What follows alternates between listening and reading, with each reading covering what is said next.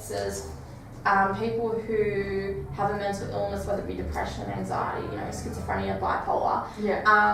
They can actually just go to Centrelink and speak to them, and if you do Job Seeker, for example, they can actually refer you to a job seeking place where you attend meetings and stuff. In some cases they might get you through to a mainstream one, which means you'll be applying for X amount of jobs per month.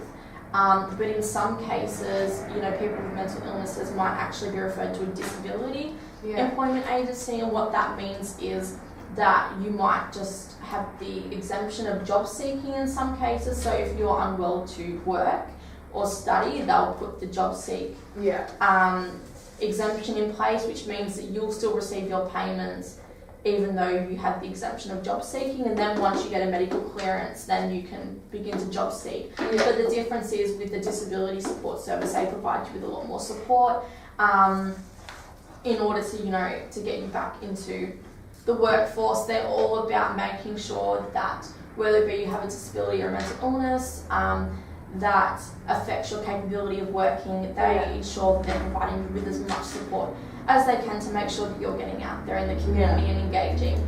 So that might even be an option. I can either refer you to speak to one of the social workers there to see what options you have, or you can just walk in yourself. And we are here to support you as much as we can, just like your psychiatrist and your GP and your friends and family too. So everywhere I'll be referring you to or linking you in with will be there to support you. If Year 12 is something you want to do, we can look into a potential TAFE course. I can find out when the next kind of open day is for you to kind of go in and find out about. Have a bit of a tour.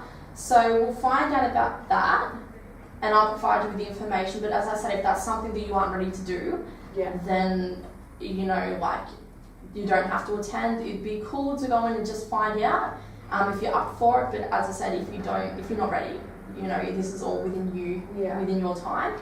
But definitely get on Centrelink with the payments, because you'll also be provided with a healthcare card, which means that when you go to get your medication, you just hand over your healthcare card, and you actually don't have to pay, say your medication is $20, you won't have to pay $20, you'll have to pay $6.30. So it really financially helps you as well. And that way you can still get your medication too. With your job, you mentioned that you felt like you became unemployed because of your mental illness. Would you maybe look into going back and speaking to the manager and seeing what happens? I honestly would love to. Because I did love that job. It was a bit sudden, wasn't it? Do you feel like it was because of your schizophrenia, or like you found out about that, or do you think it was because of potentially your work performance or something affecting it? Well, like my boss said, it definitely was my mental illness. It was all new to him and he didn't know how to take it.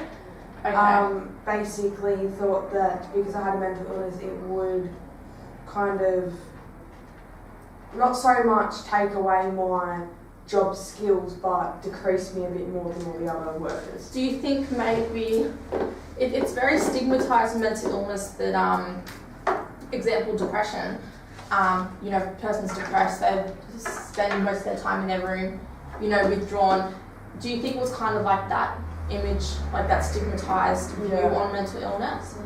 Okay, because in my eyes, in some cases, yes, people do let people go because of mental illness, but I think it's pretty unfair. It's kind of like basically saying you're not capable of doing the job, which you very much are, and you know that within yourself. I just think it's getting him to